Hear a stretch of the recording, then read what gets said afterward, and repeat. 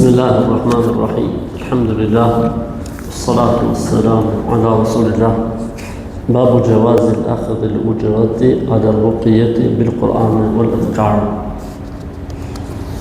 Lejohet që njeriu të marrë shpërblim nëse bën rukje, pra ysht me Kur'an apo me lutje dhe me dua.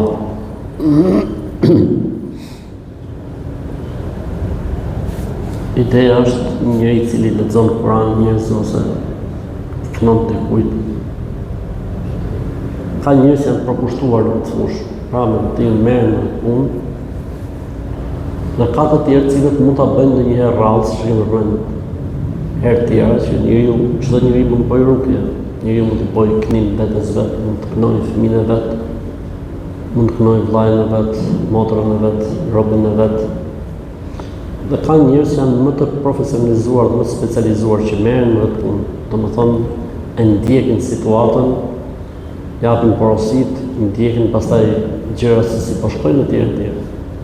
Në të gjitha situatat, qoftë rast si më thënë i shkëputur, apo qoftë rast kur njeriu është specialist dhe merret me këtë punë, a lejohet që njeriu të kërkojë të morë shpërblim për këtë punë apo jo? Më saktë dhe më e drejta është se lejohet, nuk ka asnjë problem. Ky personi po derdh mund, harxhon kohë, po derdh energji, si çdo gjë tjetër kur njerëzit që derdhin mund dhe lodhen, shpërblehen për mundin e tyre dhe kjo gjë është e njëjta gjë. Jo po njeriu më kur e bën si shitet Kurani, jo po hatri Zotit, jo po fjala e Zotit, këto janë muhabete që s'kan lidhje faktikisht. Pse s'kan lidhje? Nëse këta njerëz që janë përkushtuar në këtë punë, s'do të merrnin, nuk të shpërbleheshin për mund dhe për djersën e tyre, flas të mundit, se shpërblimin e din Allahu dhe e marrin të Allahu, kush do merrte në këtë punë? Këta njerëz hanë, a pinë, a kanë familje, a jetojnë, a duan ata të jetojnë, kënd ato kohën e tyre të lirë për të jetuar, për të marrë në punë e veta? Padyshim që po. Të logjikisht kështu funksionon, po edhe me fe është kështu. Do ta shohim argumentin e fesë. Ebu Saidi al-Khudri radhiyallahu anhu tregon, ishim një grup aty që 13, 14, 15 veta nga shokët e pejgamberit sallallahu alaihi wasallam në një udhëtim të gjatë. Kaluan pranë një fisi të madh arabësh. Arab këto i thonë beduinëve, sa arab janë nxjell, po kur thot arabi për arabin që këta në arab do thotë bëhet për beduin. Dhe ju kërkuan bojru, ju thanë, a ka bojru, a na mirë prisni, a mund të hymë, a ka gjë për ne? Të e bëu, e ju dojfu, s'prandë. Në një transmetim ju thanë, ju keni ndru fejnë të parve. Arsye pse nuk i pritën, muslimanët, ishte se ta ju në keni ndru fejnë të parve tanë. Atje ta të rinin ndjellë, as si lënë më fut ke pendët. Atje dhe doni po shoni ka e kodra, atje rrinë atje. Në bas kësaj, erdhi njëri për tyre thot me vrap, dhe ju tha, muslimanëve në këtë rast, na ka pickuar gjarpri ose akrepi të parin e fisit.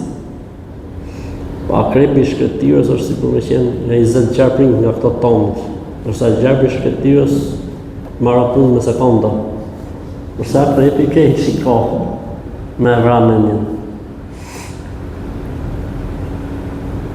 Erdhi njëri për tyre thot të këta dhe ju tha që të parin tonë ka pickuar, pra gjarpri së akrepi nuk është përsaktuar, po mësa me është akrep. A dinë njoni për jush të yshti? Ta njoni për këty në po vallaj, dinë ne të yshtin. Unë jam ta yshtës, pasha Zotin. Por ne kur ju kërkum juve, që të na mirëprisni ose të na kërkum bëjru, ju pas na pritët. Megjithatë thotë, unë do t'i kënoj, thot, por duhet na jepni neve thot një Gjall do të thonë një llokum të mirë. Dhe ranë dakord për një tufë dele.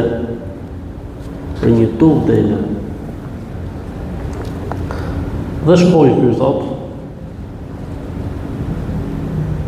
e friu dhe i knoj el-Fatihan.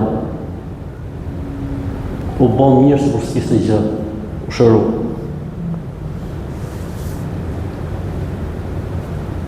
Mori tufën e deleve me vete dhe erdhi tek shokët e tij. Dikush tha, hajde ta ndajmë. Sira ta ta ndajmë, tha. Unë të shkova me iknu ati, tha, që doni ju? Dikush tha, po e dikush tha, jo. Derisa erdhën në Medinë, erdhën te pejgamberi sallallahu alaihi wasallam.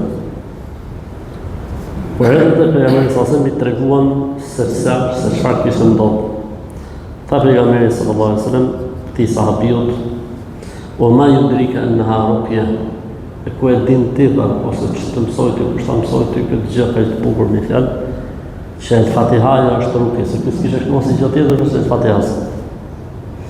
Pastaj tha, qad asabtum aqsimu wadribu li ma'akum sahma.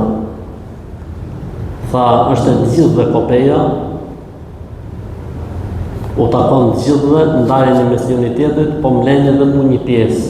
Ajde, selam aleikum. Dhe qeshte pejgamberi sallallahu alaihi wasallam nga ngjarja, qeshte pejgamberi sallallahu alaihi wasallam nga ngjarja. Pra, kam një se tregun to, jo se jam problem se shumë na pa çfarë. E i moram deri ku i keni deri dhe i keni për jashtë. Kishin delet për jashtë, mi thamë se najmë delet në zvete, po më foste edhe punë pjesë. Pra ideja është që lejohet në ka asnjë gjë, nuk lejohet nuk ka asnjë gjë. Gjithë problemi është kur mund të ketë abuzime, kur mund të ketë njerëz janë pa art, kur mund të ketë njerëz cilët abuzojnë në besimin e njerëzve, cilët nuk knojnë me Kur'an apo me Sunet, shfrytëzojnë ignorancën e njerëzve të tjerë. Më kur gjonat janë të rregullta, pra ecet me Kur'an, me hadithe, s'ka asnjë gjë të keqe që njeriu që lodhet, që mundohet që të djersitet për këtë punë, ta marri hapun e vetë ka halal dhe halal i pastër fare. Madje ka një hadith që thotë, gjëja më e mirë që mund të ushqehet me të njeriu është libri i Allahut. Gjëja më e mirë me cilën mund të ushqehet me të njeriu është libri i Allahut për kuptimin, nëse njeriu përkushtohet kësaj pune, merret me këtë punë, është në halalin e vetë të pastër. Assalamu alaikum wa rahmatullahi wa barakatuh.